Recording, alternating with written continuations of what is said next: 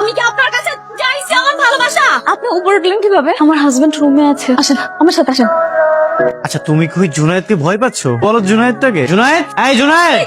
আস্তে আস্তে। শুধু শুধু সিনক্রেট করে লাভ কি বলুন? আপনি কেন এসেছেন, কি বলতে চান সেটা বলুন। শুভ জন্মদিন।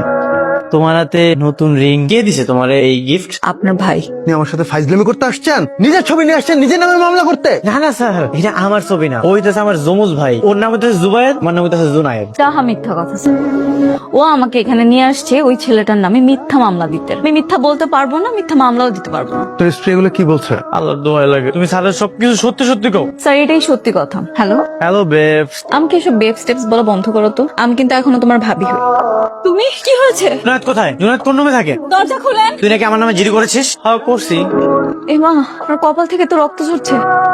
থাক, মুইসা দেওয়া লাগবো না। আপনার কপাল থেকে রক্ত ঝরছে। আমার আব্বা আম্মা কইছিল তোমারে বিয়ে করছি, আমার কপালটা নাকি অনেক ভালো হয়েছে।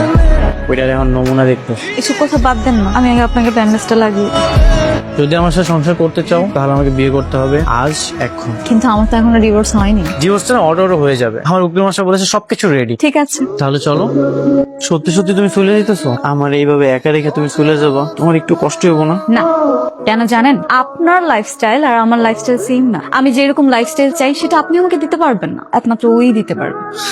ও তোমাকে দিতে পারবে আর আমি তোমাকে এই লাইফস্টাইল দিতে পারবো না? এখন পর্যন্ত তুমি আমার কাছে যা যা চাইছো আমি কিন্তু না করি নাই। বিয়ের পরে যখন তুমি কইছো তুমি আমার ফ্যামিলির সাথে থাকবা না, তুমি শহরে চলে আসবা, আমি আমার চাকরি বদল করে শহরে চলে আইছি। এই বাসায় ওঠার পরে তুমি আমারে কইছো যে এক রুমে থাকবা না, আমি তোমার জন্য আলাদা রুমের ব্যবস্থা করে দিছি। বিয়ের পরে হাজবেন্ড ওয়াইফের সেই অধিকারটা পর্যন্ত তোমাকে আমি দেখাই নাই। তুমি যদি চলে যাও না আমি কিন্তু বাঁচতে পারবো না।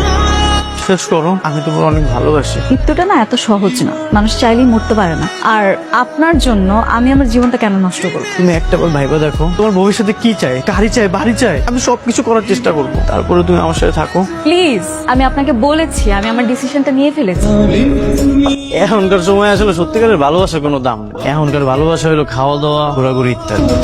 না কেন ওয়েট করছি? ক্লায়েন্ট আসতেছে, দ্যাট ইজ আইটেম। কত দেবেন বলেন? বিয়ে হয়েছে? হয়েছে আবার হয়নি, 50-50। কিসের দাম? কি নিয়ে কথা হচ্ছে এখানে? তোমার। আমার?